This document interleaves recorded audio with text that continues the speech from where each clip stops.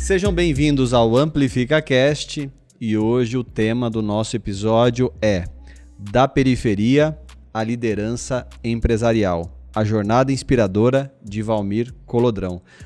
Eu não vou falar sobre o Valmir porque ele vai falar sobre ele. Valmir, muito obrigado por aceitar o convite. Seja bem-vindo ao AmplificaCast e pode se apresentar aí para a nossa audiência. Bom dia, obrigado pelo convite. Primeiro, espero que realmente minha história seja inspiradora com certeza é. Para algumas pessoas, né? Então, eu sempre falo que a minha jornada é, depois de ter escrito o livro, eu percebi que acho que 95% da população brasileira tem história muito similar com a minha, né? Uhum. Principalmente no início. Então, bom dia. Meu nome é Valmir Colodrão. E está aqui o livro, né? Espero que nós vamos sortear o livro para a audiência. Que eu possa atender a expectativa de todo mundo e do Eric, principalmente. Obrigado pelo convite. Obrigado, Valmir. E é um prazer receber você aqui. Valmir tem uma história bem interessante, pessoal. E a gente vai começar do início. Tem um livro aqui que a gente vai sortear para a nossa audiência. Então, fica até o final do episódio que a gente vai mostrar como que você vai poder participar desse sorteio. Mas para a gente começar a história do Valmir, conta um pouco sobre a sua história. O livro cresceu em Diadema, nasceu em Diadema? Nasci em São Bernardo, porque em São Bernardo. Acho que Diadema era escasso de maternidades, então eu nasci em São Bernardo, mas até os 29 anos eu morei em Diadema. Então eu morei em Diadema durante 29 anos, né? Uhum. Então nasci em São Bernardo, a minha infância toda foi em Diadema, que Diadema, acho que muita gente conhece pelos casos policiais de chacina. Então, realmente é um ambiente muito hostil, né? Hostil e até hoje continua sendo um ambiente, lógico, melhorou como todas as cidades, mas o título aqui da periferia realmente é isso. Eu sempre morei na periferia de Diadema, né? Porque Diadema, apesar de ele ter melhorado muito, mas ele era muito ruim. E eu morava na parte ruim da parte ruim. Então, é bem periferia mesmo, né? No ambiente muito hostil.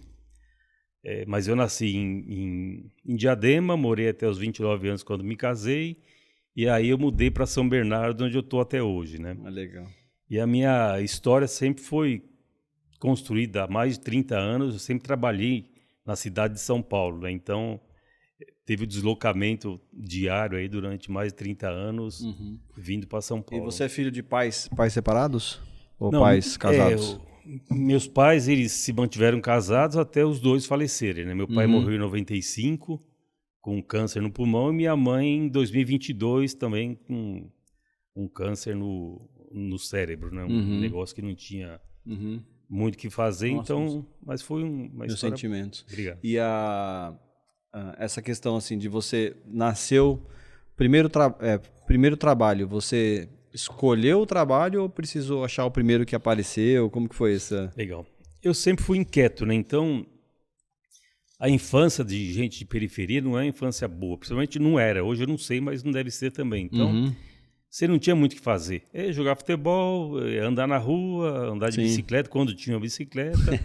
Né? Então, não era uma infância boa. E aquilo ali me motivou a procurar algo para fazer. Então, nos meus, 12 anos, eu comecei a vendendo doce com um vizinho, tinha um carrinho de doce, eu ia lá ajudá-la a vender os doces, né? Então, acho que o primeiro trabalho meu foi esse, né? Mas o que te motivou a começar a vender é porque dentro de casa chegou a faltar alguma coisa? Era uma infância ou você tinha uma ambição?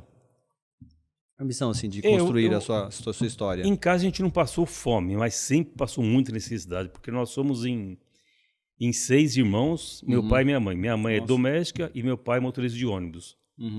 Então você vê, hoje motorista de ônibus deve dar uns 3 mil. Imagina você pegar 3 mil e dividir por 8 pessoas, né?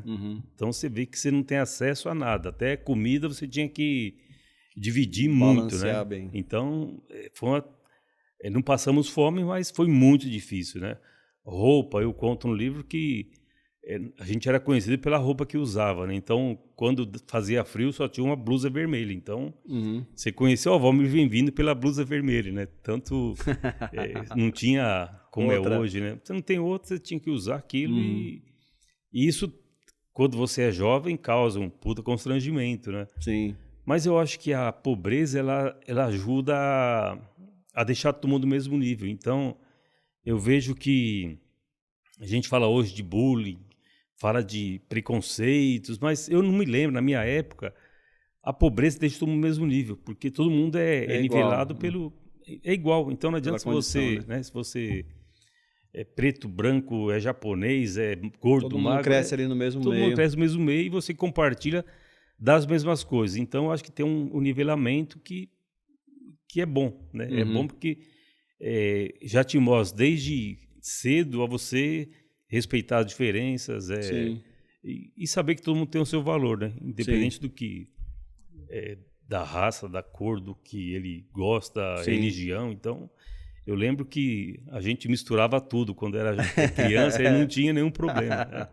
Era até muito bacana, né? E aí esse negócio de começar a vender doce, aí depois o primeiro trabalho formal, qual foi? O primeiro trabalho formal foi o seguinte, antigamente, hoje acho que existe ainda, mas com outro nome, a gente era eu comecei no CAMP, que é o Círculo de Amigos do Menino Patrulheiro, na época, né?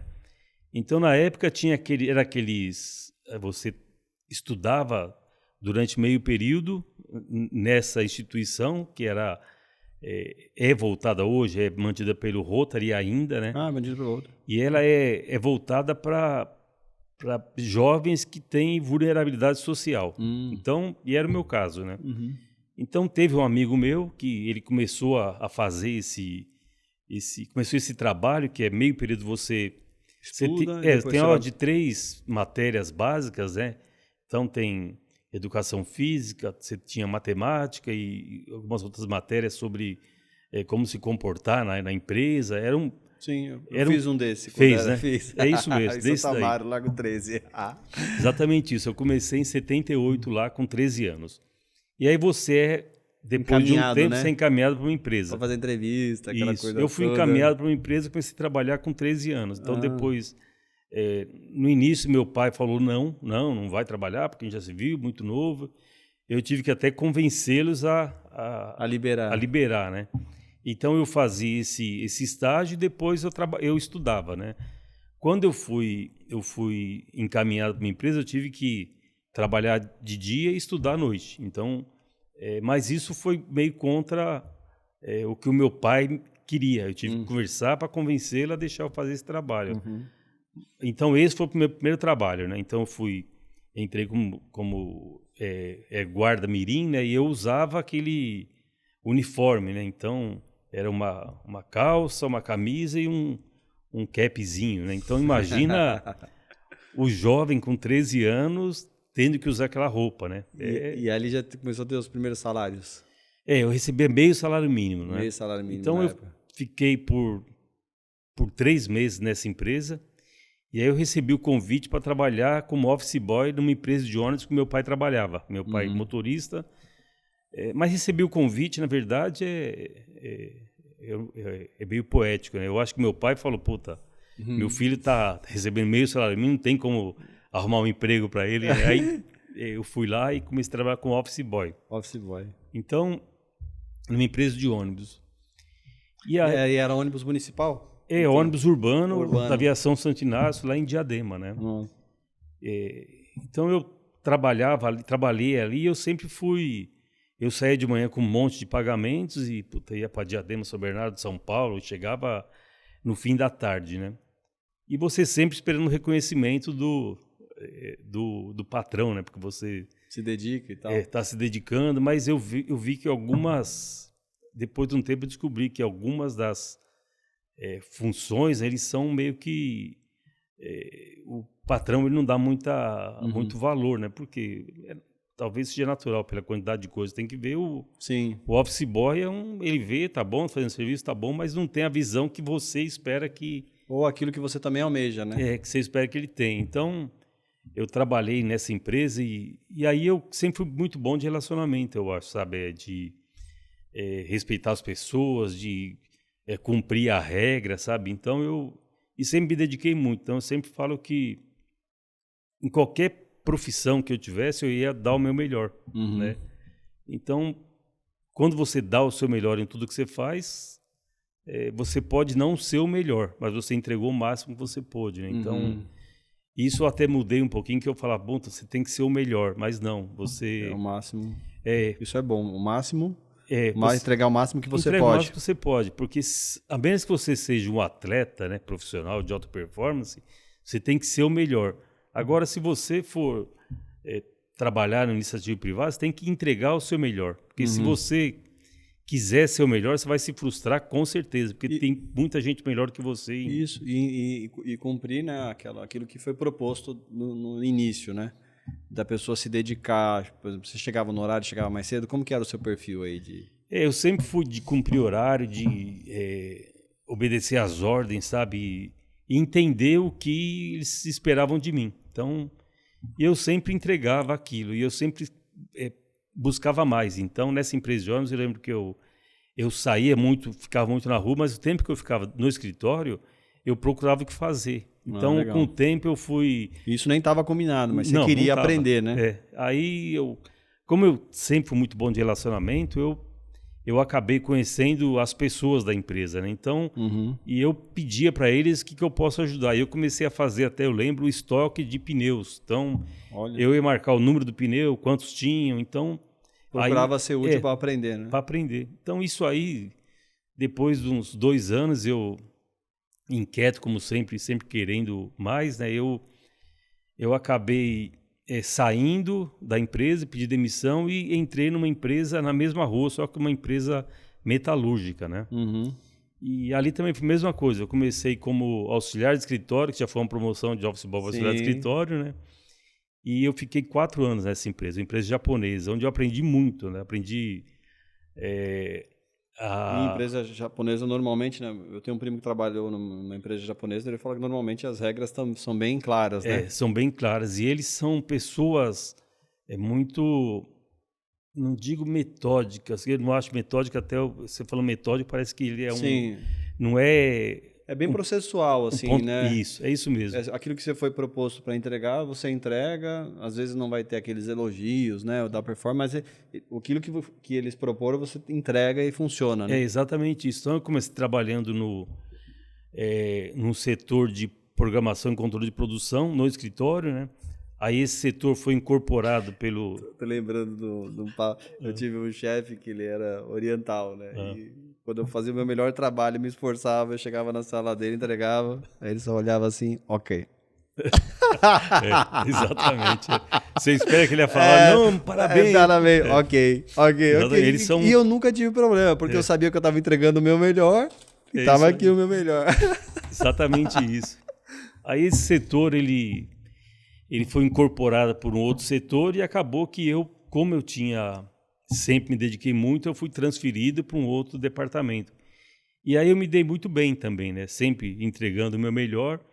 Eu já estava fazendo colégio técnico de processamento de dados e essa empresa era uma empresa metalúrgica. Então, não tinha nem computador naquele tempo ainda, né? Porque só tinha os computadores grande porte, que era muito caro, poucas empresas tinham esses computadores.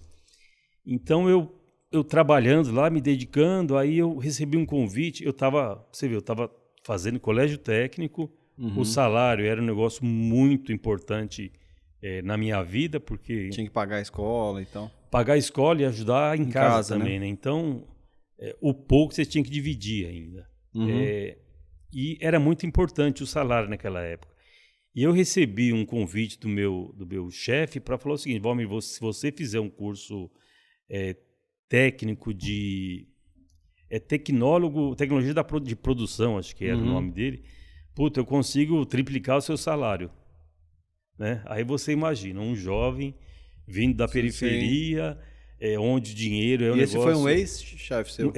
Legal. Naquela empresa que eu trabalhei, né? Na primeira de ônibus? Não, na metalúrgica. Tá. Né? Ele falou, olha, se você mudar o seu curso, que eu estava fazendo processamento de dados, eu consigo quase que triplicar o seu salário, é uma puta oportunidade. Depois faz engenharia, E aí eu não... Também a dificuldade que eu acho que o jovem tem, primeiro é falta de oportunidade, depois quem é aconselhá-lo, né? Isso. Porque... como você está vindo de uma condição que, teoricamente, ninguém atingiu aquela condição, é difícil você olhar para o lado e falar, me orienta nisso daqui, mas a pessoa vai te dar uma visão que ela não chegou a atingir aquilo, né? E na cabeça do meu pai e da minha mãe trabalhava em casa, né, do lar. Uhum. Meu pai é motorista de ônibus, então o máximo que ele podia...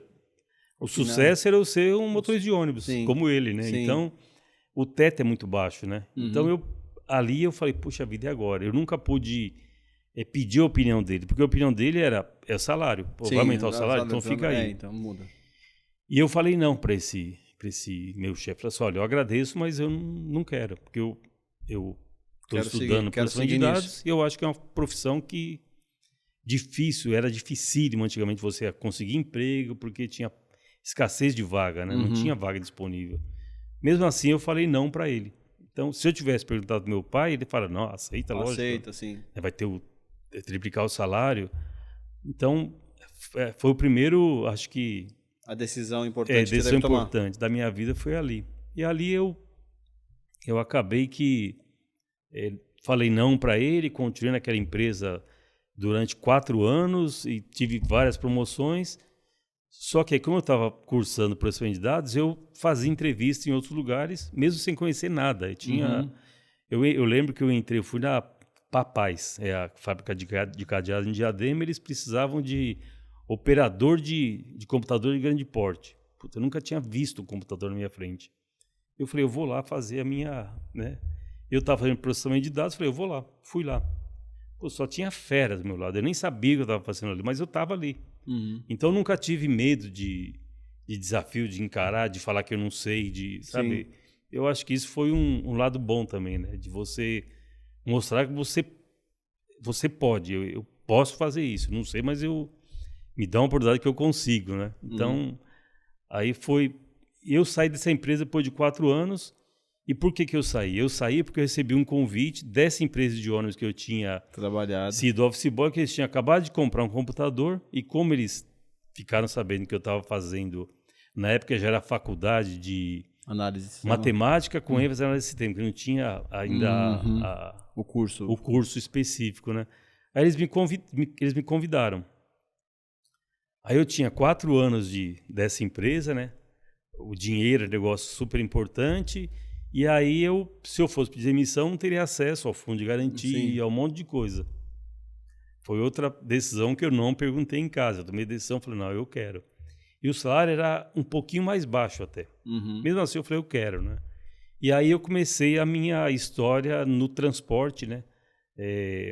Como operador de computador na empresa de ônibus. Então, esse foi o início do meu trabalho nessa área de... E aí as coisas já foram meio que se encaixando. E um ponto interessante, né, de você comentar, né, que o chefe, as pessoas que você trabalharam, te chamaram, isso é importante, né, porque as pessoas que você teve relacionamento e que, de certa forma, o seu empenho, ele foi lembrado. O seu esforço, o esforço que você colocava no seu trabalho, em fazer o seu melhor, em cumprir as regras, em entregar, em aprender, isso é lembrado. E até quando é engraçado, né, a gente falar isso, quando você vai ter empresa ou você lidera um time, a gente consegue saber as diferenças, né, entre aqueles que se dedicam e aqueles que não se dedicam tanto, né? Eu acho que isso tem muito a ver, sim, porque depois eu fui descobrir que o relacionamento é um negócio extremamente importante, né? Porque assim, você pode ter, a gente já teve pessoas fantásticas, tecnicamente, intelectualmente, só que ruim de relacionamento. E isso acabou tirando a pessoa... Não contribuindo para cá. Porque você vive mais no seu trabalho do que em casa, né? Então, se você se relacionar com pessoas de difícil relacionamento, você não consegue. Então, essas pessoas são expurgadas das organizações. E às vezes são até boas tecnicamente, né? Não, e as melhores tecnicamente, geralmente, são as piores de relacionamento, né? Isso, na área de software, é mais ou menos isso, né? Então, você tem que ter o o peso, né? Sim. Você sabia que esse podcast, ele é da Amplifica Digital? Se você ainda não nos conhece, acesse o nosso site amplificadigital.com.br e lá você vai conhecer um pouco sobre o que a gente faz, os nossos serviços, o que a gente entrega para o mercado, para empresas de diferentes segmentos. Você também vai ter a oportunidade de conhecer o nosso portfólio, os nossos cases de sucesso. Você vai ter a oportunidade também de falar com um de nossos especialistas. Te convido a acessar agora amplificadigital.com.br e se você precisa de um parceiro estratégico para te ajudar nas ações de marketing digital B2B ou B2C, fale com a gente e agende uma reunião agora.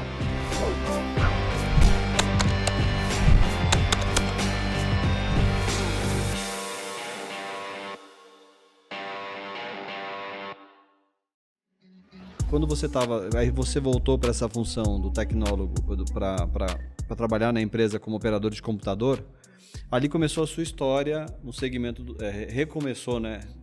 A volta para o segmento do transporte. Isso. E aí, beleza, começou a trabalhar, começou a se dedicar. Nessa época você tinha quantos anos? Foi em 20 anos. 20 anos. 20 anos. E você começou a empreender com 22? E aí começa a história de empreender, né? Então... Novo, né? Começou a empreender novo, né? A gente estava falando um pouquinho antes sobre o negócio de... esse aí deu sorte, esse, né? Isso. Tem muito disso, né? Quem olha... Porque você nem sabia, né? Eu acho que assim, quando a gente começa a trabalhar e que a gente vem de uma condição muito difícil, quando pequeno, quando mais novo, a gente quer resolver um problema só, que é o problema do dinheiro. A gente não tem muitas opções. Isso aqui é office boy, beleza, vamos trabalhar com office boy.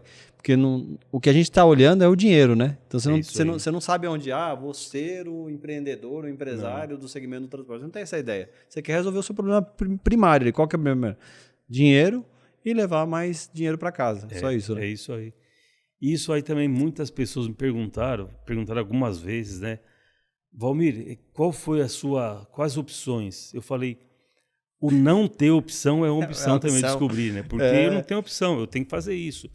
Você gosta, você, tá satisfeito. Cara, não tem opção, né? Eu tenho que... Eu costumo dizer assim, já nasceu na crise, né? Ou ganhar dinheiro ou passar fome, não tem opção. Então, vou ganhar dinheiro para não passar fome, né? Então, é mais ou menos isso, né? Falta de condição, às vezes, é uma opção. Então... Aí, voltando na sua pergunta, né, aí eu comecei a trabalhar como operador de computador. Então, já estava na área que eu estava estudando. E quem prestava serviço nessa empresa, né, para essa empresa de ônibus, é a BGM. Né? Então, a BGM prestava serviço fornecendo software para essa empresa. Então, ali eu comecei a se relacionar com eles. A me relacionar com eles porque tinha um sócio, o primeiro sócio, que era um sócio pequeno, tinha um percentual pequeno, ele prestava atendimento para a aviação Santo Inácio.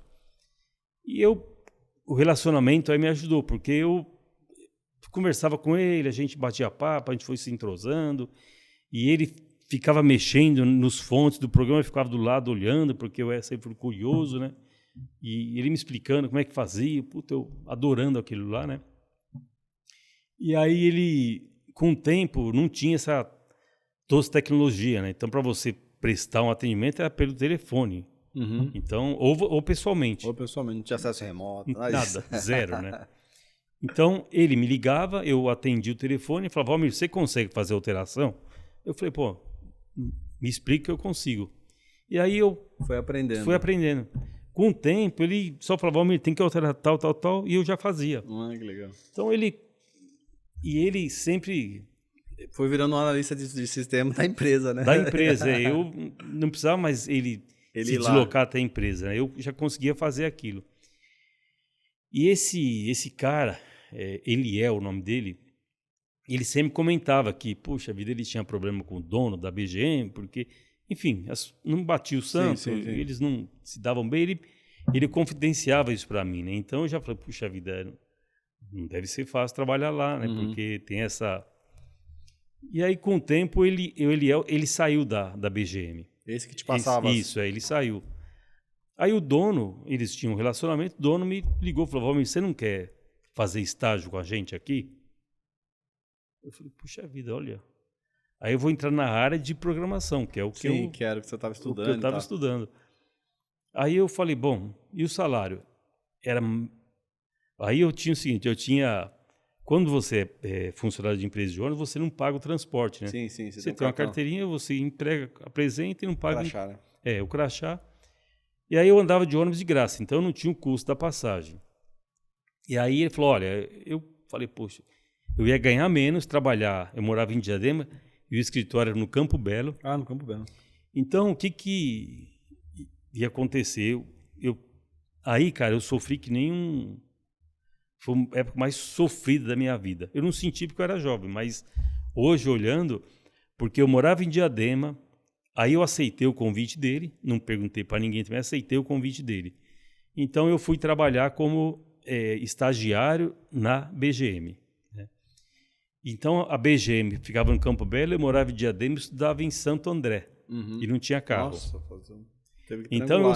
eu saía de manhã de casa... São Paulo, voltava... Nossa, e tudo de ônibus. Então, eu andava, pegava um ônibus, só para contar rapidinho, eu ia a pé, andava meia hora a pé, pegava um ônibus até Avenida Santo Amaro, da Avenida Santo Amaro eu ia a pé até Jesuíno Maciel, lá em cima, aí eu trabalhava, aí eu pegava um ônibus até o Anhangabaú, ia a pé até o Parque Dom Pedro, pegava um ônibus do Parque Dom Pedro até a Anchieta, pegava um outro ônibus até a faculdade. Para voltar, eu pegava um ônibus até Rude Ramos, outro ônibus até em casa, dava mais 15 minutos para chegar em casa. Esse era o preço do sacrifício, né? Era o meu dia a dia, era isso aí. Então, eu lembro que, para completar, você não tinha vale refeição, essas coisas, ele levava marmita.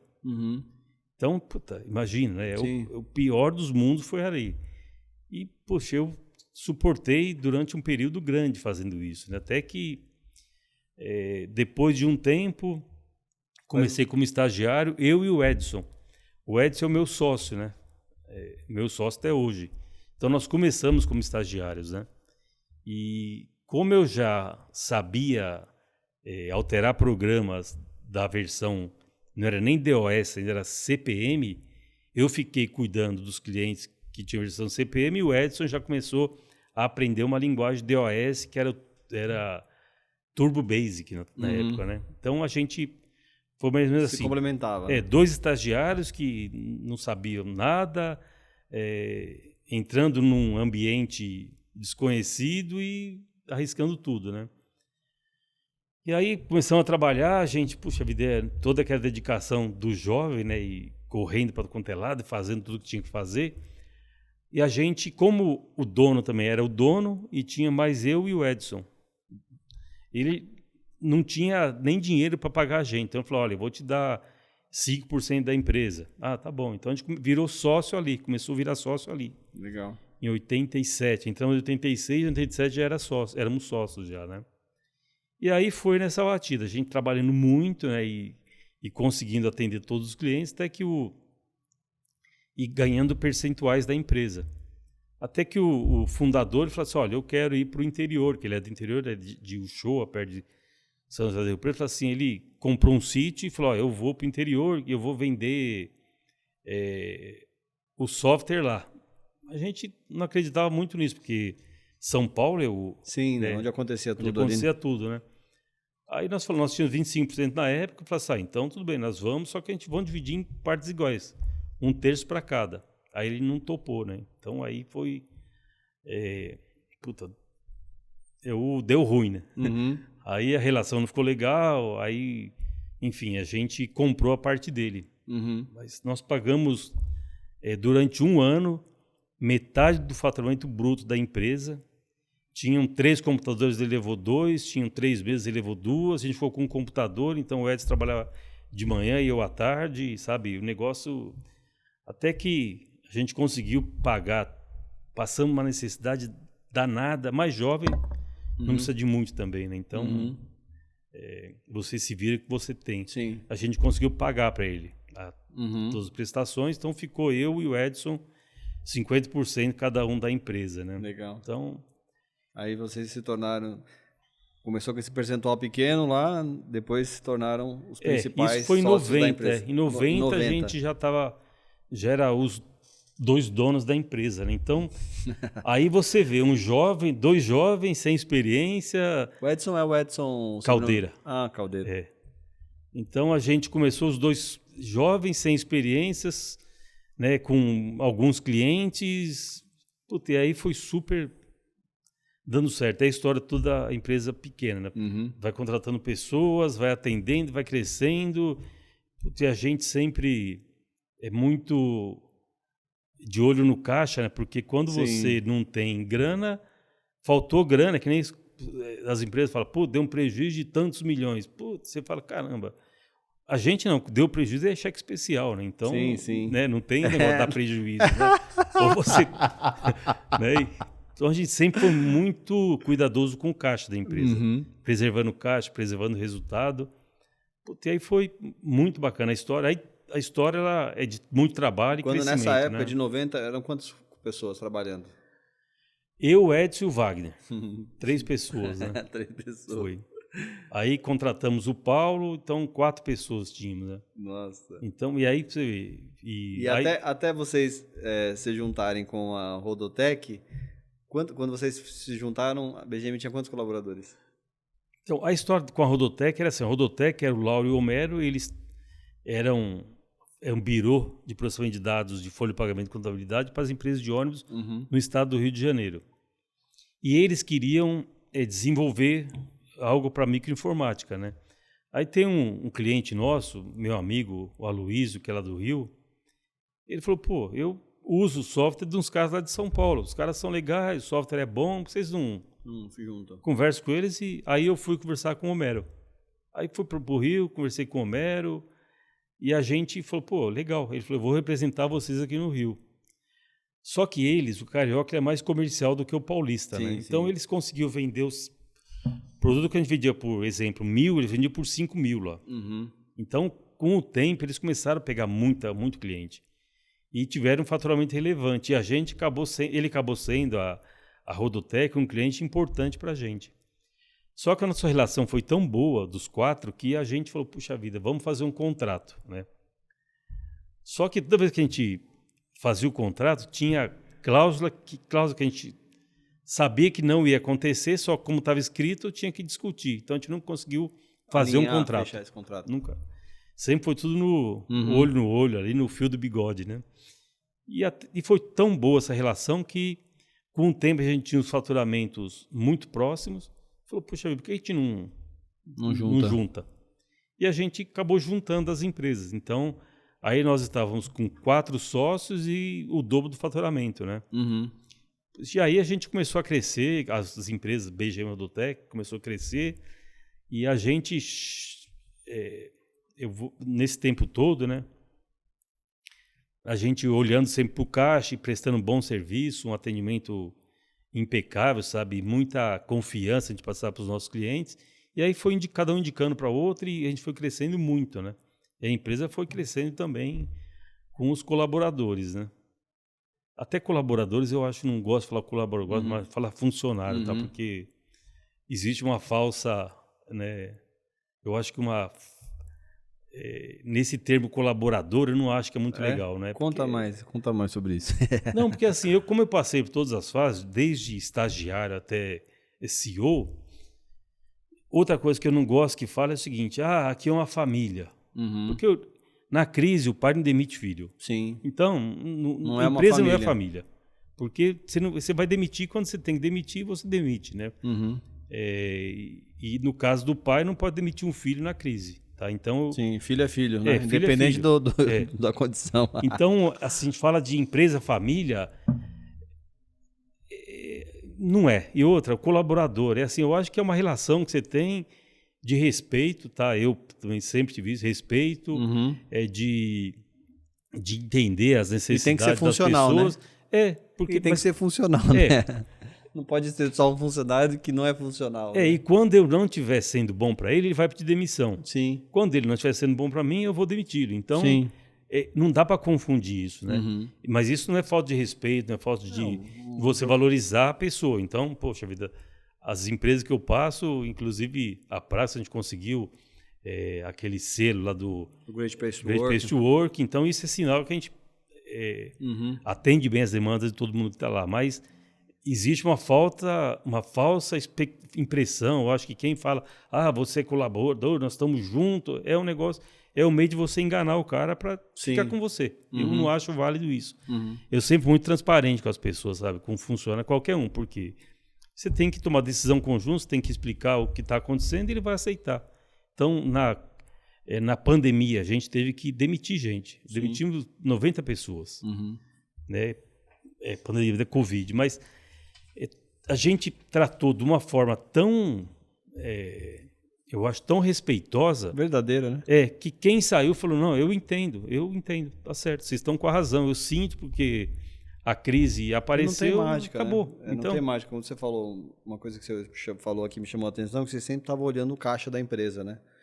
E o caixa, ele, assim como ele aumenta, ele também diminui se não tiver entrada de receita. É isso aí. Então, a conta, a gente gostaria de manter, às vezes você quer manter, você tem um sonho de manter todos os colaboradores, de não demitir, porque demitir 90 pessoas não é uma decisão fácil. Não é. Mas chega um momento que ela acaba sendo insustentável, né? Uma das decisões mais difíceis foi essa aí, né? Então, foram 2 momentos que eu acho muito difíceis para mim. Primeiro, quando nós fizemos a fusão com a BGM. Com a Rodotec, né? BGM Rodotec. Aí, para acertar a conta, tivemos que demitir algumas pessoas e foi duro demais. Algumas pessoas até chorei na hora de demitir, porque eu falei, puta, nunca eu pensei que ia passar por isso. Eu fosse demitir. E ela falou, Valmir, eu pensei que fosse aposentar aqui. Então, é difícil você explicar para uma pessoa que você está cortando um sonho dela. Né? Olha, eu estou acabando com um sonho seu. Mas são coisas duras, tem que tomar na decisão. Para a empresa continuar, você tem que tomar algumas decisões duras. Né? Então, mas eu sempre falo, tem que tomar decisão com respeito e transparência. Então não adianta ninguém é bobo, né? Você vai falar uma coisa e fazer outra, não funciona também. Então você tem que falar e fazer aquilo que você está falando. E aí a pessoa fala, não, realmente tem verdade aí. E outra coisa que eu estava brincando, que eu sempre falo também é o seguinte, conte sempre a verdade. Você não precisa lembrar o que você falou. A verdade é uma só, né? Então, e não precisa nem decorar, né? Não precisa. Então, essa relação sempre foi muito clara com todas as pessoas, com todo mundo que me relaciono tem isso, inclusive com os funcionários. Funcionário, eu nunca tive, receio de mostrar faturamento, nada. Por quê? Porque a gente vai construir alguma coisa juntos. Ele tem que conhecer as metas e conhecer os objetivos da empresa. E ele está lá para entregar o resultado. Acabou, é isso, né? Então... Aí eu tô lendo um livro que é muito bom, até recomendo depois que quiser ler, que chama O Lado Difícil das Coisas Difíceis. E o cara fala sobre... O executivo que escreve o livro, ele fala, né, que existe a ambição sadia. A ambição sadia é aquela que o colaborador, o funcionário, ele quer ter uma condição melhor financeira, mas em primeiro lugar ele olha também se a empresa, se ele está contribuindo para o sucesso da empresa, porque ele sabe que o sucesso da empresa vai ser o sucesso dele, né? E eu sempre quis criar os donos da empresa, sabe? Porque assim, chega uma hora, de um determinado tamanho, você tem que delegar, não adianta. Então você não consegue... fazer tudo sozinho. Você não é o melhor em tudo primeiro, você não é o melhor em tudo. Então, tem gente que é melhor em marketing que você, gente melhor no comercial, gente no financeiro. Então, você tem que buscar as pessoas que te complementam, né? Nas várias áreas onde você não domina. E você não tem que dominar. Quando você é líder, eu acho que você tem que escolher as pessoas certas para as posições certas. Né? E você tem que delegar para eles... falar onde você quer chegar. Então, e você falar, olha, isso aqui é seu, você cuida disso aqui. Por quê? Porque se você tiver uma pessoa brilhante, ela vai se demonstrar brilhante. Se você tem uma pessoa que não é tão brilhante, ela vai demonstrar também que não é tão brilhante, né? Então, eu acho que é o momento... Porque é na responsabilidade que a pessoa mostra que profissional ela é, né? Então, eu acho que tem que dar essa autonomia para as pessoas mostrarem. E foi isso que eu fiz. E deu super certo na BGM, que depois virou agora é Praxio, né? Então, e NSTEC, né? Então, eu acho que esses... Quando vocês fizeram essa junção da BGM com a Rodotec, eram quantos colaboradores? Tem mais ou menos... Olha, eu acho que uns 100, 120, Aí quando que foi esse momento, assim, de se tornar Praxio? Então, aí é outra coisa. A gente sempre foi muito... se cobrou muito, sabe, durante a vida toda. Então, eu sempre ia buscar, Tem gestão por indicadores. O que é isso? Eu ia conhecer. A gente fez um plano junto com a Fundação Dom Cabral, né?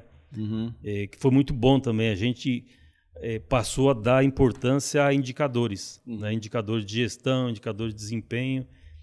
Então, isso foi legal. Por quê? Porque desde 2011 a gente já tem essa cultura de indicadores, né? E a gente Quando você fala dos indicadores, você divide o indicador de gestão, o indicador financeiro, né? Então a gente tem os indicadores, porque assim, a gente faz o seguinte, tem um mapa estratégico, né? Eu falo, esse ano, o que eu quero para a empresa? Supondo que eu quero crescer, tá?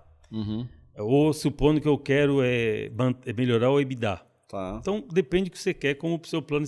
Porque se você quiser crescer e manter o EBITDA, não dá. São duas coisas antagônicas. Né? Então, você define algo que você quer. Bom, eu quero, supondo que eu falo, olha, eu quero... Porque tudo que você fala, você tem que medir para ver se está cumprindo ou não. E você vai conseguir, né? Atingir aquilo. Você vai falar, eu quero essa meta, mas você não está fazendo isso nos 2 últimos anos. Né? Esse é o mapa estratégico que a gente faz. Então, tem um mapa estratégico e eu falo, olha, eu quero manter o EBITDA de 30%.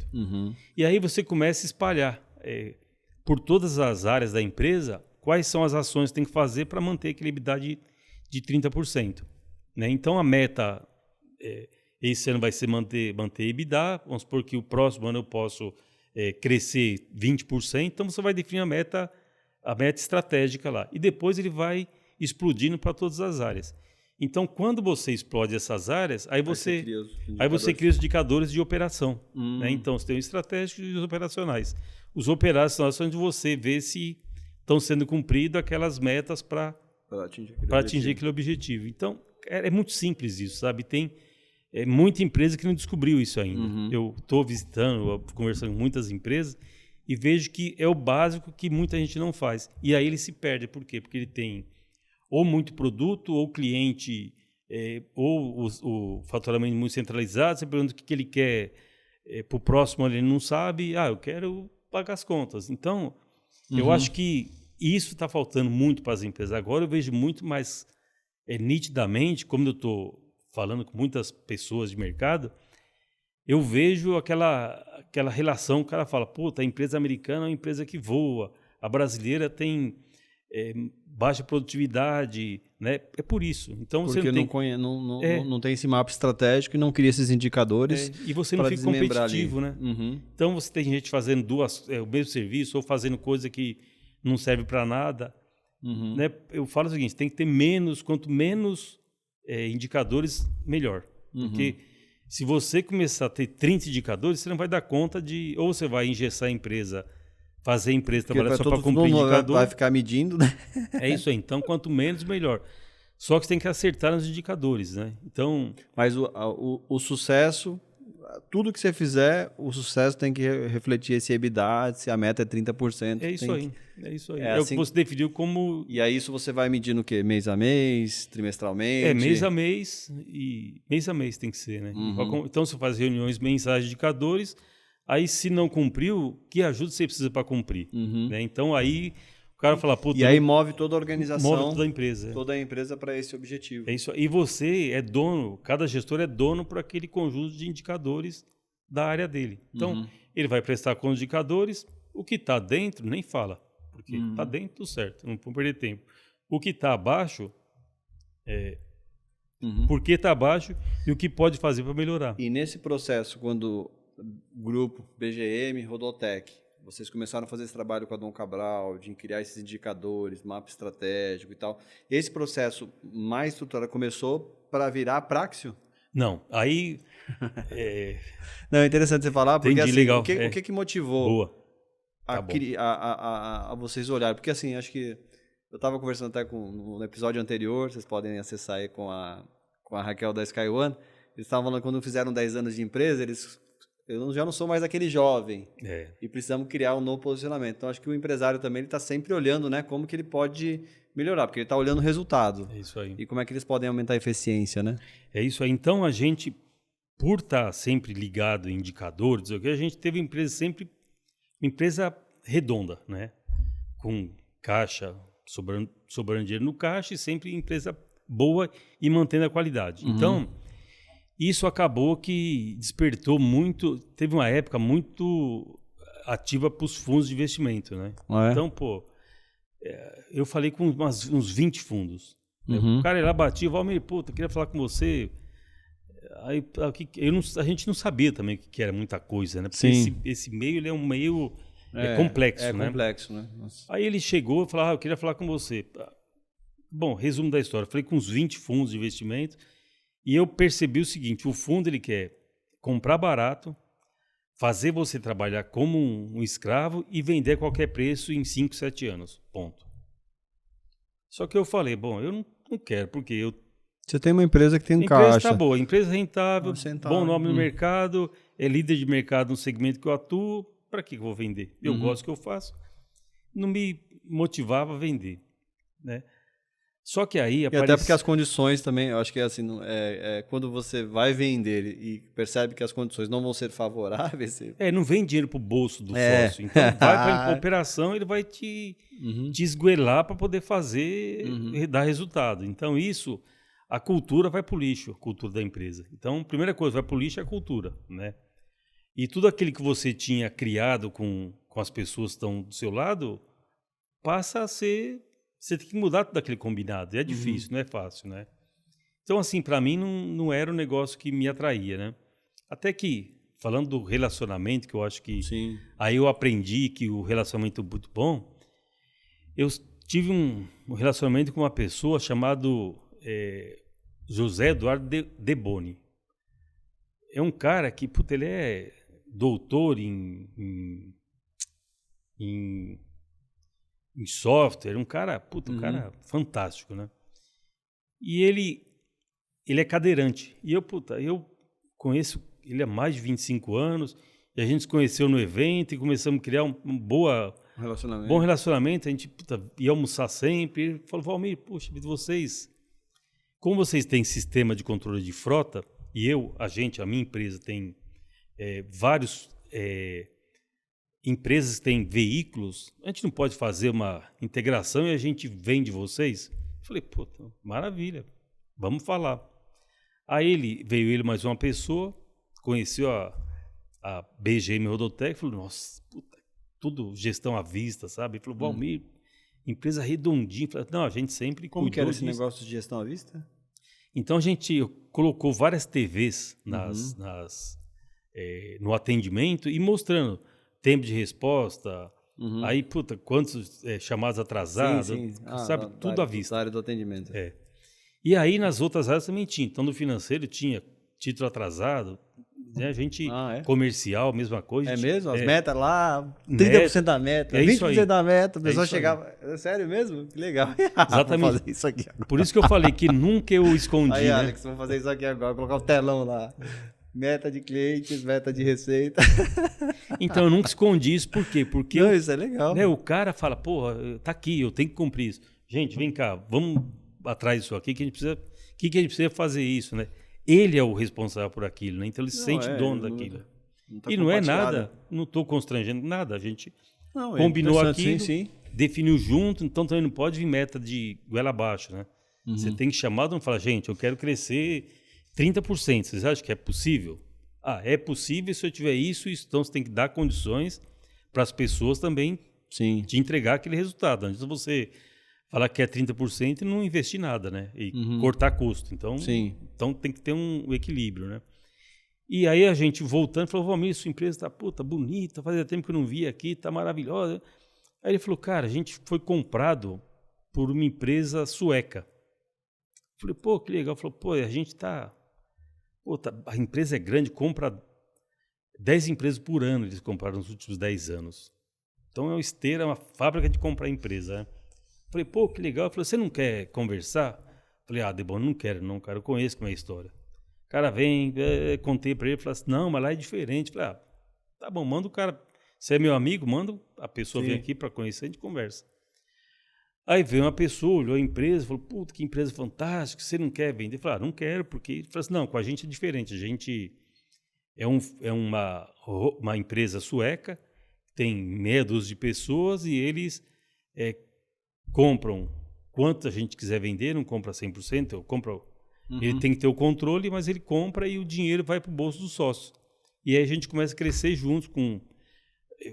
vocês continuam na operação, porque a gente não sabe fazer o que vocês fazem, a gente estabelece a meta e vamos ajudar vocês a crescer. Falei, pô, é diferente, né? É diferente. Pô, começamos a conversar e fez sentido pra gente. Então a gente vendeu o controle da empresa para eles. Isso foi em que ano? Em 2015. 2015. Então fizemos um contrato executivo de 3 anos, né? E podia ser demitido no 3º ano, né? Fazia parte. Agora a gente era um executivo, sócio também, mas executivo. Então, se você não estivesse performando como executivo, ele podia te tirar. E aí vários indicadores também dos executivos. Aí. É isso aí. Aí começa a ficar diferente, porque você passa a ter um chefe, né? Você tem um conselho que você tem que prestar conta. Mas uma coisa que eu, pelo menos eu acho que você pode falar isso com mais propriedade, fala a nossa essência, mesmo sendo colaborador ou sendo funcionário ou sendo dono, ela nunca muda, na verdade? Não muda. Porque quando vamos supor, vocês eram sócios, né? Teoricamente não prestavam contas para ninguém, a não ser para a empresa e tudo mais, e aí é comprado, né, por esse grupo, por essa empresa sueca. Mas não mudou nada. O resultado vai ser o mesmo, porque já estava preocupado com isso, né? É isso aí, é. Porque eu sempre falo o seguinte, o nosso... Somou, né? Na verdade. Nosso chefe é o cliente. Somou, né? Somou. O nosso chefe é o cliente. Então, aí a gente falou, pô, legal. Então, foi bacana. Eu tinha 50 anos, né? Aí eu falei, bom, eu tenho a minha aposentadoria aqui, eu vou continuar trabalhando, recebendo o mesmo salário e fazendo o que eu gosto. Aí eu falei, pô, faz todo sentido. Aí a gente fez essa operação. Foi aí que virou a Praxio? Aí a gente continuou BGM Rodotec ainda, mas a gente falou, poxa vida, BGM Rodotec é ruim de falar. Né? Já é muito longo, né? E já era... É isso aí. Aí eu falei, pô... E o BGM Rodotec foi... Também a gente ia falar, bom, o nome. Aí tem as vaidades, quando a gente juntou BGM Sim. com Rodotec. Todo mundo quer manter o nome, não quer apagar o nome na história. É vaidade, né? Eu acho que é vaidade dos donos, né? Então, puxa vida, mercado... Aí eu tava lá no Rio, aí tava foi o tempo que juntou a ALL e a Delara. São duas empresas, juntaram, ficou a ALL e Delara. Eu falei, gente, é BGM Rodotec. A ALL e Delara funciona. Ah, tá, vamos. E ficou esse nome. Foi o mais simples na hora. O mais simples na época. Só que aí começou que a gente também falou, bom, a gente estabeleceu o seguinte, um plano de 5 anos. Onde eu tô, o que eu quero, onde eu quero chegar. E para isso... existe a mudança, não só de nome, mudança estrutural, né? Então a gente estabeleceu isso que a gente queria chegar, contratamos uma empresa, fazer uma pesquisa com concorrente, com cliente, com ex-cliente, com parceiro, para saber o que era, o que a gente representava para o mercado. E aí eles definiram o que a gente representava para o mercado, e a gente falou, bom, agora eu quero trazer inovações, eu quero me tornar um hub de serviço, o hub de informações, tecnologia. De soluções, né? Por quê? Porque apareciam muitas startups. Então, apareceu um monte de startups e todo mundo tinha algo muito pequeno, mas muito específico, né? E que funcionava muito bem. E a gente passou a ter que integrar com esses caras. Aí eu falei, bom, então a gente vai ter que mudar. Não dá para eu concorrer com o mundo. Sim. Então, vou ter que mudar um pouquinho para se conectar com essas soluções que estão ganhando no mercado, né? É isso aí. E aí foi isso. Então a gente virou e falou, pois agora o nome. E pro gringo falar BGM Rodotec não vai falar. E aí a agência apresentou 3 nomes e a gente optou pelo Praxio. Né? Muito legal. E aí virou Praxio, mas... E nessa época que virou Praxio, eram quantos colaboradores? Bom, aí tem mais um pouquinho... Éramos dos 250, mais ou menos, né? Em 2015. Aí nós... fomos para o mercado porque a gente queria consolidar o mercado na área de software para transportes, né? Então aí eu conversei com umas 100 empresas, de tudo quanto é tamanho que você imaginar. Desde empresa de fatura 10 milhões até empresa de fatura 400 milhões. Para ver se a gente conseguia comprar muitas empresas para consolidar o mercado. Então foi um trabalho bacana e a gente acabou comprando 4 empresas, com caixa próprio. A gente foi muito tão zeloso com o caixa que a gente comprou com caixa própria, não precisou de 1 centavo do fundo.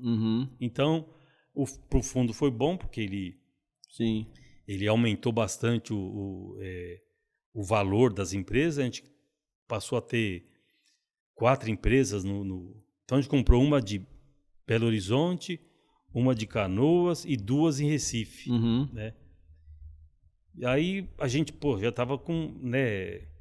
Aí no meio do caminho, um sócio financeiro saiu, o Edson saiu, o Homero vendeu a participação dele e o Lauro pediu para sair também depois de um tempo. Aí eu virei CEO da Praxio, onde eu fiquei até o ano passado, né? CEO, aí esse ano foi que você virou CEO, foi quando? 2018, eu acho, mais ou menos 18. Você falou uma 19. coisa aqui, só para eu voltar num ponto que você falou, que eu achei interessante. Você falou assim, o nosso chefe é o cliente. Me explica um pouco, assim, como que é essa questão da sua visão, da importância do cliente. Legal. Porque, assim, quem paga a conta é o cliente. Bom, e quem paga a conta é o cara que tem a maior prioridade, né? Sim. Então, assim, eu sempre fui eu ouço muito o cliente, eu gosto de saber o que ele está sentindo, o que ele pensa. E teve até alguns casos, né, que a pessoa vinha e falava, Valmir, olha, tem um cliente reclamando de alguma coisa, mas e o cliente liga muito para mim, né? Valmir, olha, me ajuda que eu estou com um problema. Aí eu falo, cara, tá com um problema, veio para mim o que está acontecendo. Aí ele vinha, me explicava, sabe? Eu falei, para mim, cara, eu entendi, tá super legal. O cliente topou isso? Não, eu falei, então, não adianta. Adianta você me convencer, eu não... Sim, sim. Eu sou só o seu líder aqui, eu vou chorar junto com você, mas você tem que atender o cara. Aí ele fala, não adianta eu convencer o Valmir, eu tenho que convencer o cliente, eu tenho que entregar para o cliente. Tem que persuadir o cliente. É isso aí, na ponto. necessidade Então, dele. isso, todo mundo sabe disso. Comigo não adianta ele falar que o Valmir, o cliente tem prioridade, não adianta. É ele que paga a conta. Sem ele, a empresa não existe. Então, ele é o cara, é o nosso chefe, né? Então, e a gente sempre levou isso muito em consideração. Tanto é que a gente começou a medir o nível de satisfação do atendimento, não baixou de 97 o nosso índice. É um índice altíssimo, né? Então, e o cara, ele dá nota, acabou um atendimento, ele dá uma estrela lá, só isso. Ninguém fica... Não, ele é opcional. Ele pode dar estrela. Então, nunca baixou de 97% do nosso índice de satisfação dos clientes. Então, nível espetacular, né? Muito bom. E esses indicadores também de sucesso do cliente, olhavam ali, né? A gente mede tudo. Então, a gente acabou criando um CHS, né? Para saber a saúde do cliente. Então, assim, a gente até sabe quando um cliente está pensando em sair. Em dar um churn, a gente já sabe e trabalha. E você comentou, né, que quando veio esse grupo, essa empresa sueca, esse fundo e comprou, assumiu o controle da empresa e vocês se tornaram executivos, aqui também já teve uma primeira, assim, quando fala uma ruptura no sentimento, né? Como é que foi essa questão, assim, porque de ter essa ruptura? Já foi meio que tirando o coração daquilo, né? Isso com o tempo, acho que a maturidade vai te dando esse desapego, né? Porque você é o seguinte, eu também tenho constatado isso, é um negócio muito forte, mas eu acho que todo mundo se coloca no papel. A gente tem que se preparar a vida toda para se tornar insignificante. Né? Por quê? Porque você tem a sua fase, você é jovem, você é né? Você sai, tem um monte de amigos, um monte de menininhas, não sei o quê. Aí você casa, você tem os filhos, você é um espelho para eles, é um orgulho, é um herói. E na empresa a mesma coisa. Aí você, né, se aposenta, vai ficando velho e você vai ter que se preparar para ficar insignificante. Porque quantas pessoas, né, de idade que não tem com quem conversar? Hoje eu acho que o maior problema do idoso é não ter com quem conversar. Porque eles ficam em casa sozinhos, porque assim, quem está no dia a dia correndo não tem paciência para ficar ouvindo a história, que é uma história que, você só vai saber que é importante quando você estiver na posição deles. Então, cara, isso aí é duro, é difícil, eu acho, mas é o mundo, não adianta a gente querer fantasiar muito, porque você vai ter que se preparar para ficar insignificante. Então, quando você fala... Você está na reunião, você fala, todo mundo te ouve. Depois de um tempo vai falar, meia dúzia de pessoas vai te ouvir. Até você não servir mais, ou você, já passou a sua fase, né? É natural também, não é nada que eu falo é com sentimento. Não é. Sim, é natural, sim, a vida é assim. Né? Então, é um ciclo, né? Você tem que se preparar para ficar insignificante. E nessa trajetória toda, a gente passa por muitas fases, né, como empreendedor. Então, você tem a fase que você tem os seus amigos, né? Os funcionários são super amigos, depois a empresa começa a crescer, você já não pode... Se distancia mais. Tem que distanciar mesmo. Falo, não é porque você fica metido, não é, porque você... Porque você está olhando outros problemas, né? Outras coisas. E apesar disso, é o seguinte, quando você começa a almoçar com a pessoa todo dia, aquela pessoa ganha o status que ele não tem. Ele é o braço direito do dono. Então, ele usa o seu nome para tomar decisões que você, às vezes, nem você... Tá sabendo, né? Tá sabendo. Então, eu acho que tem que ficar muito claro isso, sabe? O poder, ele te isola um pouco. É natural também. Então, né, você começa a ter que lidar com algumas coisas que você nunca pensou que fosse lidar. Então, se você está indo almoçar com o seu sócio, tudo bem. Você almoça com ele, você e ele, tá tudo certo. Agora, se você começa a almoçar com uma mesma pessoa, aquela pessoa vai ganhar poder perante os outros que, às vezes, você não deu poder para ele. Né? Aquilo, né? Então, isso também eu acho que na gestão a gente tem que se preparar, sabe? Para esses... o poder ele te isola, né? Te deixa aí, solitário, né? Deixa né? solitário. Então, esse é um dos problemas dos principais executivos, eu acho, né? Essa solidão onde você não pode... não posso tomar cerveja com... Ou não pode conversar sobre determinados assuntos. Né? Eu acho que então... toda essa fase vai passando, isso vai te dando casca, né? Então não adianta, queira ou não queira, vai te dando casca. E aí nesse processo de tornou executivo, aí depois se tornou o CEO, né, da Praxio. Isso. E os momentos difíceis, assim, foi esse da demissão de 90, você falou de 90 funcionários, 90 pessoas, mas essa questão do caixa, vocês sempre olharam o caixa. Isso. Vocês chegaram a passar por alguma crise financeira? Muitas. Muitas Porque mesmo crises, é engraçado você falar assim, né? A gente olha, quem está escutando fala assim, ele priorizava o caixa. Mas isso não significa que sobrava dinheiro, não. Que sobrava dinheiro. Não. Como que era isso? A gente nunca deu prejuízo, sempre pagou o salário de todo mundo em dia. Bom, isso é uma premissa. Muito importante, sabe? Para você querer que o cara confie em você, você não pode deixar o salário atrasar. Né? Então você tem que dar o seu jeito para não se virar nos 30. Outra coisa sabe, outra coisa que você não pode atrasar de jeito nenhum, impostos. Cara, isso aí, você não tem perdão por isso, né? Ele vai te cobrar e vai te cobrar caro.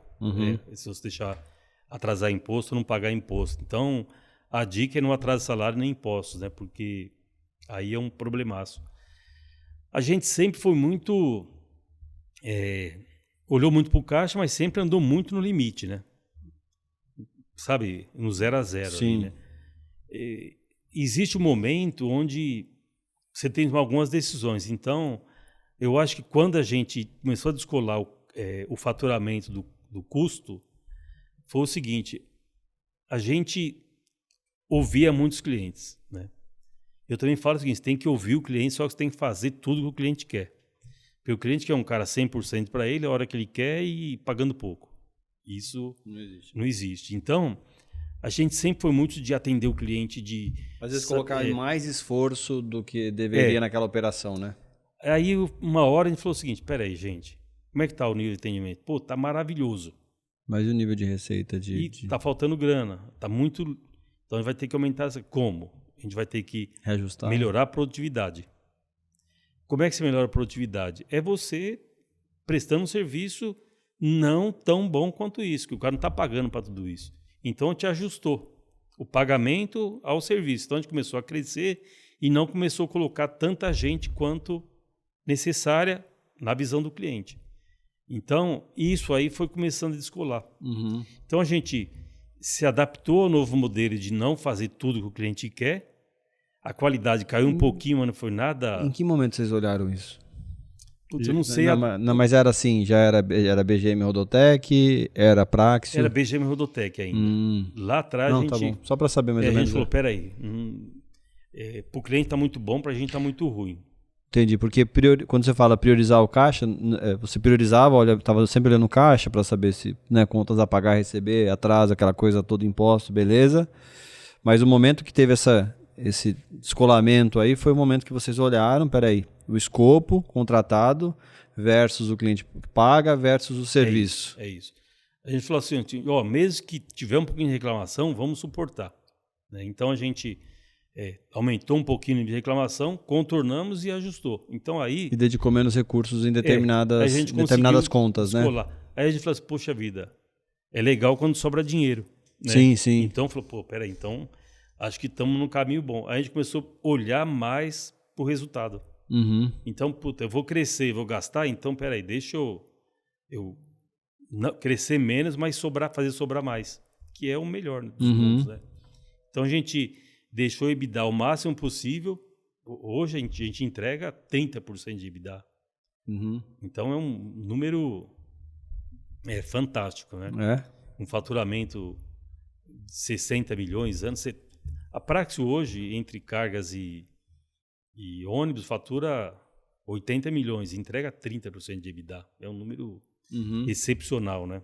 Mas tudo isso é fruto de um trabalho de uma vida toda, né? Olhando sempre. Então a gente aprendeu onde é que tem que olhar e foi aí que a gente conseguiu crescer e sobrar dinheiro. Né? Uhum. Voltando no Praxis, né? Que Isso. A gente começa, vai pro outro. Não, mas são discussões assim, cara. Eu tô tendo uma aula aqui. A gente de empresa. Né, virou Praxis.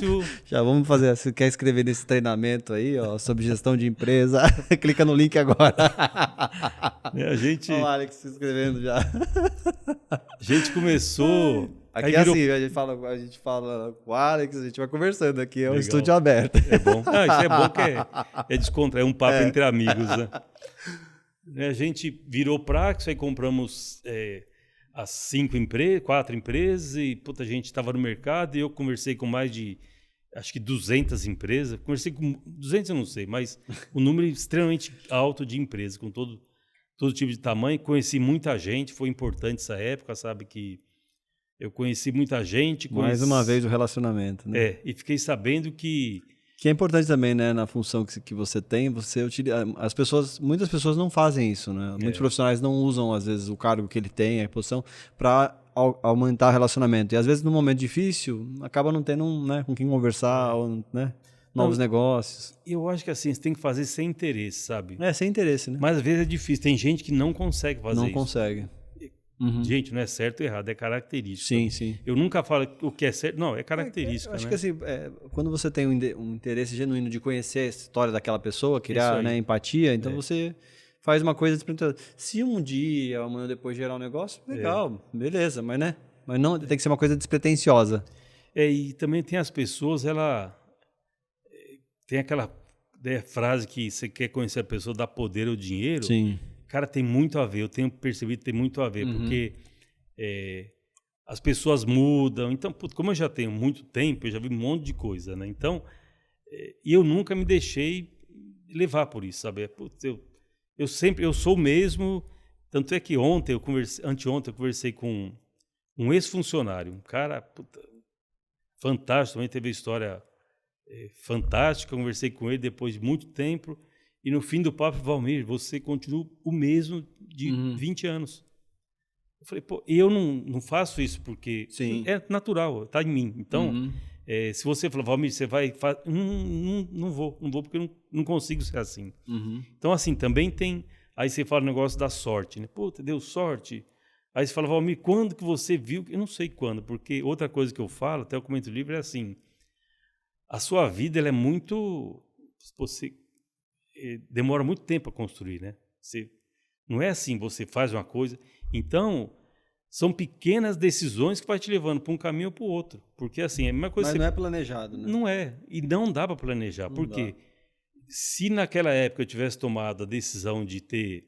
Mudado de curso, já a minha história seria outra. Então, assim, são pequenas decisões. É como uma linha, né? Ela nunca é reta. Então, no tempo, ela pode parecer reta aqui, mas no tempo ela vai para cá ou para lá. Então, são as pequenas decisões que você toma, vai te levando para cá ou para lá.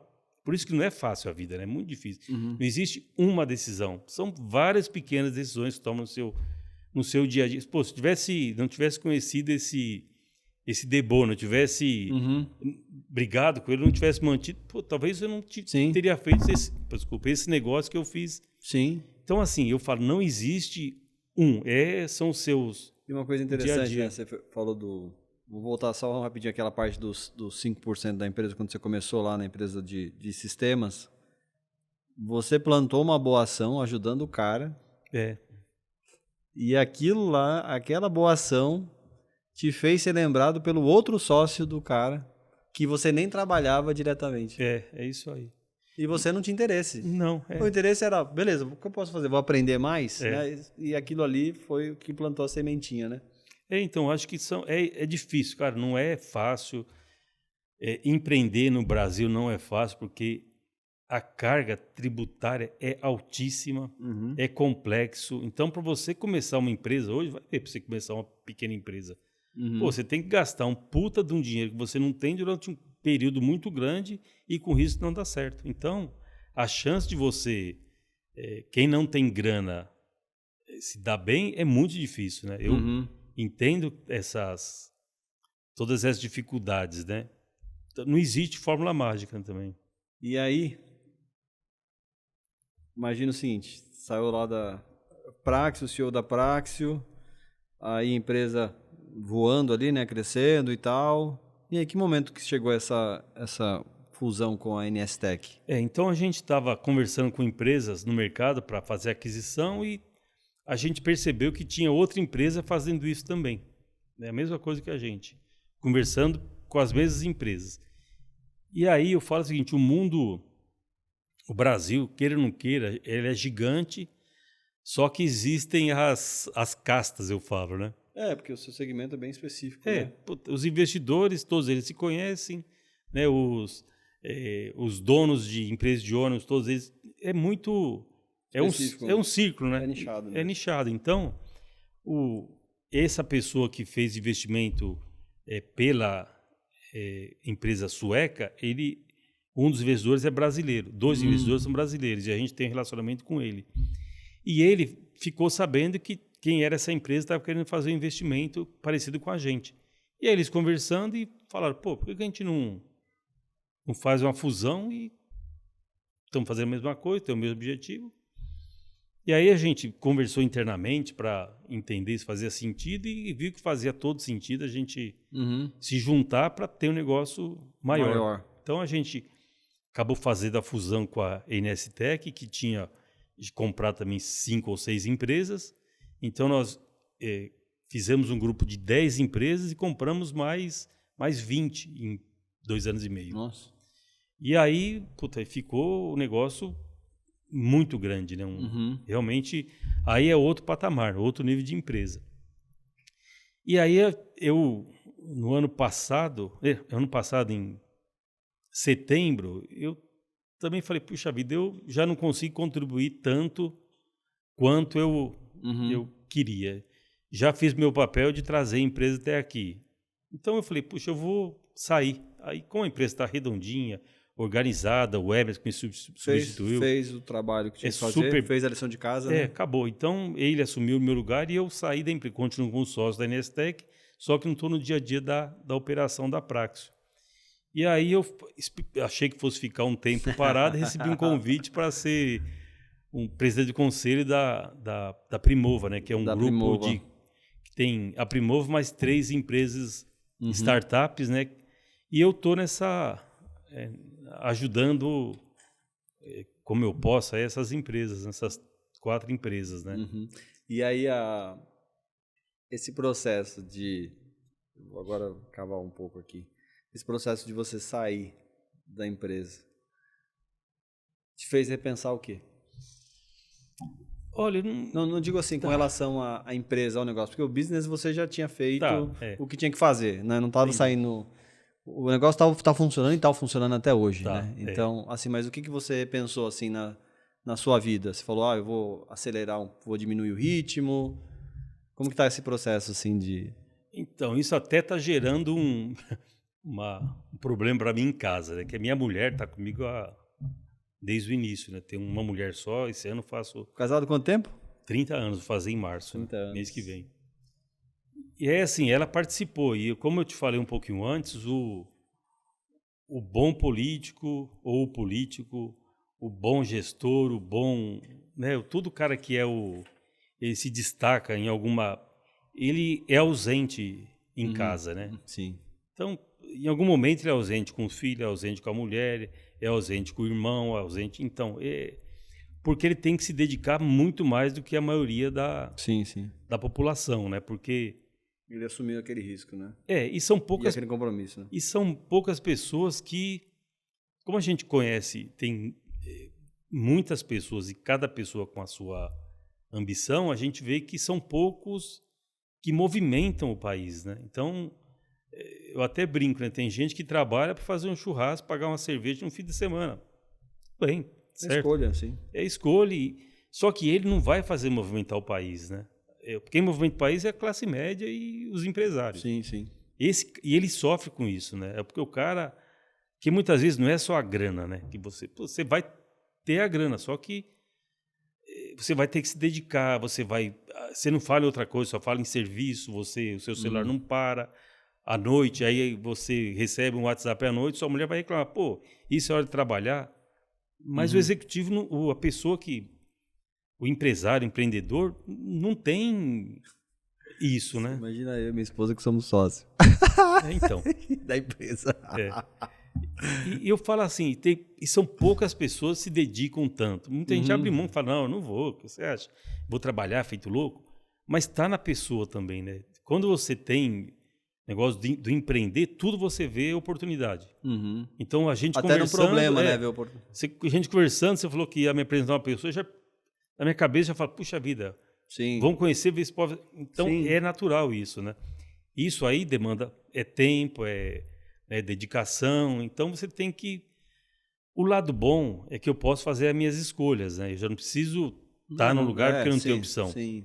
Eu tenho opção. Ou faço ou não faço. Falo sim, não está me agradando, eu falo não. Eu posso começar e posso parar. Então eu acho que esse é o lado bom. E o lado difícil é escolher o que é melhor, né? Puta, eu vou viajar com minha família ou vou empreender em alguma coisa? Eu tenho alguns investimentos pessoais em que eu fiz em algumas empresas. Inclusive, tenho uma empresa com a minha filha que eu criei. Como que é o nome da empresa da sua filha mesmo? Chama Check.U. Check.U, eu vi lá. .com.br. Então, essa empresa eu estou fazendo junto com ela, mas é para ela, né? Para ela também... Deslanchar o caminho dela e deslanchar. Estou dando um apoio, porque usando a minha experiência para ajudá-la, né? Mas a ideia é que ela tenha essa... Eu não sei se ela é empreendedora ou não é, se ela... Não sei. Mas eu estou fazendo o meu papel, que é para ela achar algo que ela possa realmente se encontrar e se dedicar. Ela é mais de bastidores, ela não é muito de holofotes, então ela é muito mais do financeiro e contábil ali, mais tímida, né, do que com... Ela fala bem e tudo, mas ela é mais dos bastidores. Pô, isso aí também é bom, né? Fica lá onde ela se sente bem e vai ter que colocar gente onde ela não é tão boa para suprir. Para suprir, né? Então, espero que ela tenha sucesso, mas eu estou fazendo isso para ajudá-la. E tem mais 4 investimentos que eu fiz na pessoa física que algumas estão dando muito bem, outras estão andando de lado, mas é normal, né? E aí eu não posso ajudar essa empresa tanto quanto eu queria, porque eu não tenho tempo. Sim. Mas então essa questão assim de se encontrar depois de sair de uma operação que era grande, consumia bastante tempo, essa fase você percebe que agora é um momento de não andar tão acelerado, né? Eu tô acelerado. Mais com a família. Não, mas digo mais com a família também, né? Mas eu tô muito acelerado no meu trabalho ainda. Eu tô fazendo muitas coisas, né? Então, eu ainda não... Sabe, desliguei o botão e falei, ufa, agora eu tô... Não, ainda vou fazer isso, não sei quando, mas eu tô me preparando para isso, porque isso, ele requer Então, quando você... Aí que eu falo, você vai se preparar, eu nunca tive... Eu sou pouco... Como é que fala? Eu ando de... Se tiver um carro maravilhoso, um carro mais ou menos, eu sou muito desapegado disso aí, né? Tem até um documentário no Netflix, para quem quiser assistir, que fala sobre o minimalismo. Que a nossa vida ela tem que ser simples, né? De tempos em tempos é bom você pegar, por exemplo, seu guarda-roupa, olhar lá o que você não está usando, o que perdeu. Nesse documentário ele fala o que na sua vida perdeu o propósito. Você tem 10 pares de sapato, você só usa os 2, então significa que aqueles 8 ali perderam o propósito. Então o que você tem que fazer? Juntar aquilo ali, doar para uma instituição de caridade, ajudar o próximo. Então acho que isso é um jeito bom de se viver, né? Que você vive desprendido, né? Eu tenho hábitos simples, eu também não sou muito apegado, sabe, a cargo, a título, não sou zero. Para mim, eu falo CEO porque tem um cargo de CEO. Sim. Mas para mim, cara, eu sempre fui o Valmir que trabalho na Praxis, é diretor da Praxis. Ponto. E tem que resolver os problemas inerentes do cargo, esses né? Esses títulos não me atraem. E a empresa também, eu fiz uma empresa assim, sabe? Então, você vê, teve um cara que está com a gente há mais de 30 anos, ele é gerente de TI. E aí, puta, nós mudamos o escritório bom, legal, só que estourou um cano e no fim de semana encheu o escritório de água. Como o piso suspenso, ficou na laje a água. Laje, onde passa os cabos. Pô, o que ele fez? Ele cortou ali, tirou e estava secando ali com um paninho. Falei, pô, quem é que... Sim. Gerente de TI, ele não... Sim, resolver, né? Ele fala, pô, não, isso é não, mas não tem isso. Então, ninguém é apegado ao cargo, à função. Ele está lá para... Mas essa é uma característica também das pessoas que empreendem, tanto no negócio ou empreendem na carreira, né? Elas são resolvedores e solucionadores de problema. Se tiver que fazer, faz. Valmir, você escreveu um livro, tá até aí, a gente vai sortear para a nossa audiência. Fala um pouquinho do livro. Legal. Por que escreveu o livro? Tá, esse livro aqui tem um... Eu sou muito próximo aos funcionários, então eu me relaciono com todos. A gente sempre tem uma administração porta aberta, todo mundo tem o meu WhatsApp, pode me acessar, não tem negócio de hierarquia, posso falar com ele. Não, eu também, quando tenho que falar alguma coisa, eu vou na pessoa, não vou no gerente, né? Não, cara, vem cá, tá um problema aqui, como é que a gente resolve? Tá, então, eu sempre tive muito esse contato com todo mundo, né? E aí eu estava entrando na sala e tem um rapaz, o Jorge, que trabalha com a gente lá, ele escreveu 2 livros, acho que são romances, se não me engano. O Jorge, desculpa se a gente estiver ouvindo, eu não lembro se são romances, tá? Mas eu sei que ele escreveu 2 livros e, puxa, como eu tenho ele nas redes sociais, eu sempre olho, pô, o cara lançou o livro, achei que, pô, que bacana, né, o cara fazer isso. E aí eu entro na sala e falei, seu Jorge, se um dia eu for fazer um livro, você que vai escrever, hein? Ah, tá bom, fui para minha sala. Aí eu sentei e falou, veio um WhatsApp, Valmir, topa o desafio. Eu falei, que desafio?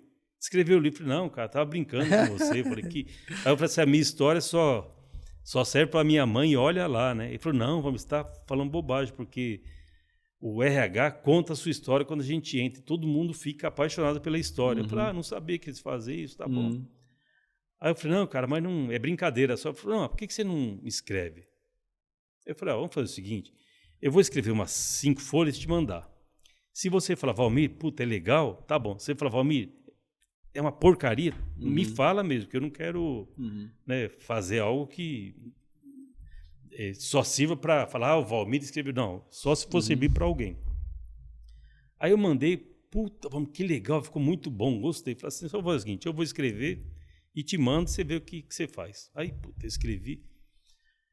Puta, acho que eu escrevi, foi legal porque eu fui relembrando, né? Sim. Relembrando a história, escrevendo, e foi gostoso, que eu fiz acho que em 15 dias. Eu escrevi 120 folhas. Nossa. Aí eu mandei para ele ajustou, que ele tem experiência, ajustou o texto. Aí a gente contratou outro cara para dar uns destaques. Sim. Aí eu falei, aí eu li, falei, puta, legal. Aí eu falei, bom, o que eu vou fazer com esse livro? Aí eu falei assim, cara, a minha história, ela é a história de 95%, pelo menos inicial, né? 95% da população passa por isso. É o pai que tem problema em casa, é alcoolismo, é um monte de coisa que tem, que eu falei, puta, eu passei por isso. Eu falei, e os jovens, hoje em dia, eles não... Eu acho que eles são mais sensíveis que antigamente. Então, por pouca coisa, ele pode fazer uma bobagem. Eu falei, então, vou escrever... Desculpa, segunda vez. Imagina. Né? Eu falei, então, vou escrever essa minha história para quê? Para pessoa que tiver numa condição parecida com a minha, ele vai ler e falar, puxa vida, ele passou por isso, então tem jeito. Tem jeito. Para, respira, que dá certo. Aí eu falei, pô, então vou fazer. Aí eu escrevi, aí foi a próxima fase, vamos fazer o lançamento. Falei, cara, lançamento, eu tenho até vergonha, sabe, de ficar lá. Gente... Pô, é um negócio, eu não sou o Paulo Coelho, pô, então não vivo disso. Então, é um negócio novo, né? Ah, não, vamos fazer, que é importante. Você acaba sendo modesto também, né? Aí eu falei, tá bom, então vamos fazer. Aí fizemos lançamento numa livraria em São Bernardo. É que a gente às vezes é muito autocrítico também, né? Muito, no sentido de falar, não, minha história não vai ser tão legal assim, né? E aí até o prefeito de São Bernardo teve lá, foi, pô, legal, o prefeito foi lá, sabe? Olha que legal. Então foi bom, né? E aí passou a...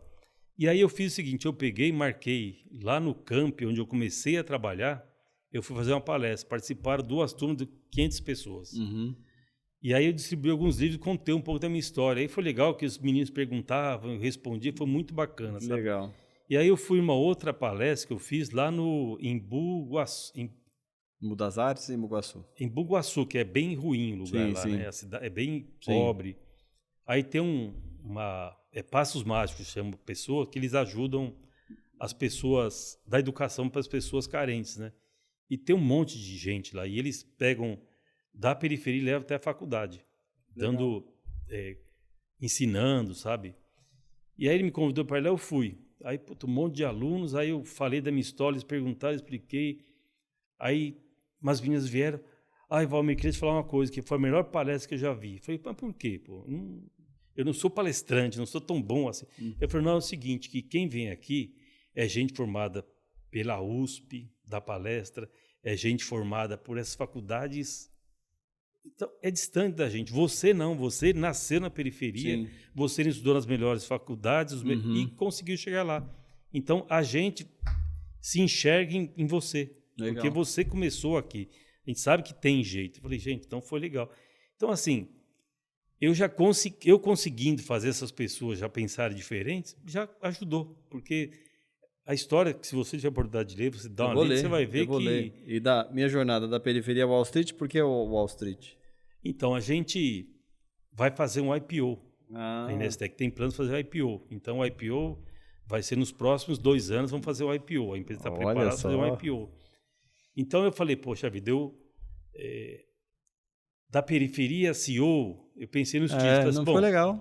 Já foi que legal. Vamos fazer bem arrojado, que não é mentira. Né? Então, eu falei, vamos fazer da periferia a Wall Street, que a gente vai abrir o capital em Wall Street. Né? Então, contar essa história e falar que não é fácil e nem todo mundo tem que ser empresário, executivo, nada. Você tem que ser, eu sempre falo, dê o seu melhor. Então, se você for um garçom, seja o melhor garçom. Se for qualquer coisa que você for, dê o seu melhor, cara. Porque se você não quiser ser outra coisa, você vai se sentir bem, né, de dando o seu melhor. E a pessoa que vai estar com você vai te valorizar por você ter dado o seu melhor. Então, acho que é simples assim, sabe? Você não pode ter muitas expectativas, que você se frustra, os homens principalmente, né? Eu acho que tem um lado machista nosso, que a gente tem preocupações que nunca vão acontecer. Mas você tem umas preocupações e você fala, puxa vida, eu tenho que manter o meu filho, eu tenho que dar educação, eu não posso perder o emprego, porque senão vai passar. Né? Você tem muitas coisas que você se preocupa com tanta coisa que não vão acontecer. Então, não adianta você antecipar problema. Cara, vai acontecer? Espera acontecer, depois você vê o que você faz. Porque você só vai conseguir resolver quando tiver ali o problema na mesa, né? Com todas as opções que você tem. Antes disso, não adianta, é só sofrimento. Então, mas a gente aprende isso só com a idade. Não adianta a gente querer antecipar. Com 30 anos, você tem as suas ambições e, às vezes, você comete coisas que não são muito legais por causa da ambição. Depois você vai perceber, só que já foi, né? Às vezes, eu acho o seguinte, tem que ser correto, né, com tudo que você faz, andar dentro das políticas, das regras ali, né? E do que é moral, né? E da verdade, né? E é isso aí. Então, acho que fazendo isso, a chance de dar certo é muito grande, né? Então... Eu ia fazer o encerramento, mas ele já fez o encerramento agora. Valmir, muito obrigado pela sua participação no AmplificaCast. Estamos chegando ao final do nosso episódio. Realmente foi uma aula aqui de gestão, obrigado. De empreendedorismo, né, da jornada ali da periferia ao Wall Street. Aprendi muito aqui com a sua fala. Obrigado pelo seu tempo. E aí, se você quiser olhar para essa câmera aqui e falar suas redes sociais, LinkedIn, para as pessoas mandarem mensagem, fique à vontade e pode encerrar o AmplificaCast. Bom, gente, que nem eu falei, eu adoro me relacionar com pessoas e sou super acessível, tá? Eu não vou passar meu WhatsApp aqui porque né, eu acho que pela quantidade de pessoas que tem aqui, mas assim, é Valmir Colodrão em todas as redes sociais, tá? Então você colocou Valmir Colodrão, você vai me achar e é um prazer compartilhar com vocês, trocar ideia. A gente pode, quem quiser o livro também, depois me acessa e eu acho que é super bacana. O livro tem que ser distribuído, né? Tem que ser compartilhado e esse foi o objetivo dele, tá? Escrever para que pessoas como eu, né? Lá atrás a gente começou numa situação muito difícil e como é o país. Então, muitas pessoas têm lido esse livro, têm me falado, Valmir, eu me enxerguei em várias... Aí eu falei, puxa vida, a minha história é muito parecida com a maioria dos brasileiros. Então, gente, se vocês quiserem ler, vocês não está mais em livraria nenhuma, né? Porque a gente fez um período e eu tirei de lá, porque o objetivo não é vender livro, né? É a gente compartilhar a experiência. Então, se quiserem, entra nas minhas redes sociais e dá um toque lá que a gente vai se falando, tá bom? Legal. Obrigado a todo mundo aí. Obrigado, Valmir. E é isso aí. Valeu, AmplificaCast. Tchau. Valeu, tchau.